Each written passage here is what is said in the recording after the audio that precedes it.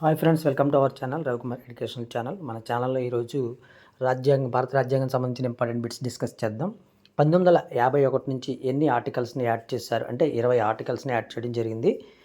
రాజ్యాంగంలో ఏ సవరణ చట్టంను మినీ రాజ్యాంగం అంటారు? 1976.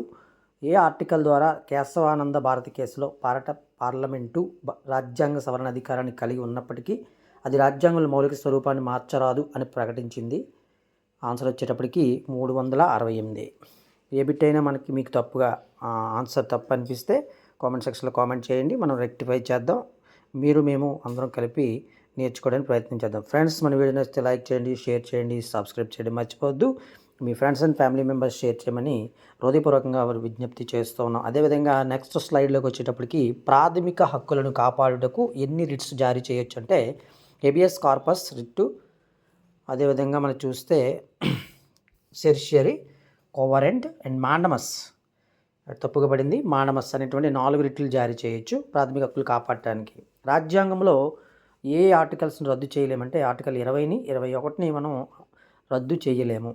ఏ కమిటీ ద్వారా భారత రాజ్యాంగంలో ప్రాథమిక విధులను పొందుపరిచారంటే స్వరణ్ సింగ్ కమిటీ ద్వారాగా భారత రాజ్యాంగంలో ప్రాథమిక విధులను పొందుపరచడం జరిగింది. ఆర్టికల్ 20, 21ని మనం రాజ్యాంగంలో నుంచి రద్దు చేయలేము. అండ్ 4 రకాల రేట్స్ని అయితే జారీ చేయొచ్చు. అండ్ ప్రాథమిక విధులను భారత రాజ్యాంగంలో పొందుపరిచినటువంటి కమిటీ ఏంటంటే స్వరణ్ సింగ్ కమిటీ. ప్రాథమిక హక్కులను కాపాడటానికి రిట్స్ అనేవి ఉపయోగపడతాయి. అది 4 రకాలను మనం చెప్పడం జరిగింది.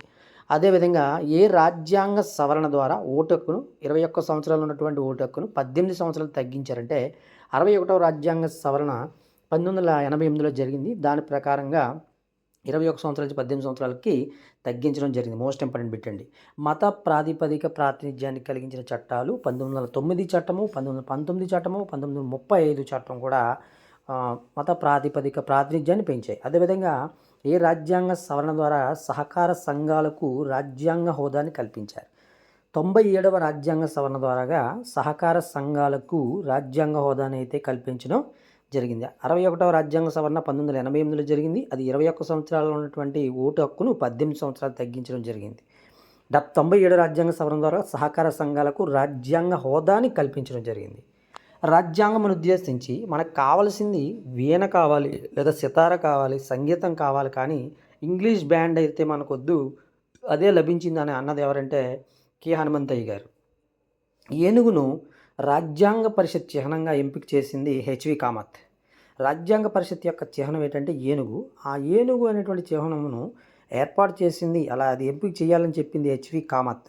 భారత రాజ్యాంగాన్ని న్యాయవాదుల స్వర్గం అన్నది ఎవరంటే ఐవర్ జెన్నింగ్స్. భారత రాజ్యాంగాన్ని న్యాయవాదుల స్వర్గం అన్నది ఎవరంటే ఐవర్ జెన్నింగ్స్. రాజ్యాంగం ఉద్దేశించి మనకి సితారా సంగీతం కావాలి కానీ English band వద్దన్నది K Hanumanthaiah.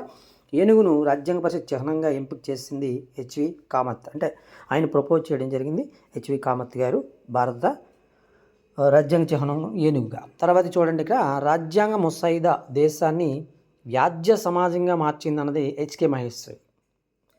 Rajya Sabha సభ్యులు ఎన్నిక అనేది ఏ దేశం నుంచి గ్రహించారంటే దక్షిణాఫ్రికా. రాజ్యసభ సభ్యులను ఎన్నిక చేసేటువంటి పద్ధతి అనేది దక్షిణాఫ్రికా దేశం నుంచి స్వీకరించడం జరిగింది. అంటే ఒక్కొక్క దేశం నుంచి కొన్ని విషయాలు క్రోడీకరించి వాటిని భారత రాజ్యాంగంలో మిళికృతం చేయడం అనేది చూసాం. రాజ్యసభ సభ్యుల ఎన్నిక అనేది దక్షిణాఫ్రికా నుంచి గ్రహించారు. ఫజల్ అలీ కమిషన్ ప్రకారంగా ఎన్ని రాష్ట్రాలు, ఎన్ని కేంద్రపాలిత ప్రాంతాలు మాత్రమే ఏర్పాటు చేయాలని కమిషన్ అయితే సూచించింది. అదేంటంటే 16 రాష్ట్రాలు, అదేవిధంగా 3 కేంద్రపాలిత ప్రాంతాలు. 16 రాష్ట్రాలని 3 కేంద్రపాలిత ప్రాంతాలని ఫజల్ అలీ కమిషన్ సిఫార్సు చేసింది. అవి అలాగే చేయమని చెప్పేసి. ఫ్రెండ్స్, మన వీడియో నచ్చితే లైక్ చేయండి, షేర్ చేయండి, సబ్స్క్రైబ్ చేయడం మర్చిపోవద్దు. మీ friends and family members share చేయమని తెలియజేస్తున్నాం. మన ఛానల్ చూసినట్లయితే రవికుమార్ ఎడ్యుకేషనల్ ఛానల్ చూసినట్లయితే జనరల్ స్టడీస్కి ఉన్నటువంటి కంటెంట్ అయితే ఉంది. మీకు కాంపిటేటివ్ సంబంధించినటువంటి డిఎస్సి, అదేవిధంగా ఏపీపీఎస్సిలో గ్రూప్ 1, గ్రూప్ 2 సంబంధించినటువంటి జనరల్ స్టడీస్ కంటెంట్గా బిట్ వైజ్గా బిట్స్ అన్ని ఉపయోగపడే ఉద్దేశంతో పేద విద్యార్థులకు ఉపయోగపడాలి, అందరికీ చేరువవ్వాలనే ఉద్దేశంతో ఈ ఛానల్ అయితే రూపొందించడం జరిగింది. మరొక ఛానల్ అయితే మనకు ఉంది. అది ఛానల్ సాంకేతిక లోపాల వల్ల ఛానల్ కంటిన్యూ చేయలేకపోతున్నాం.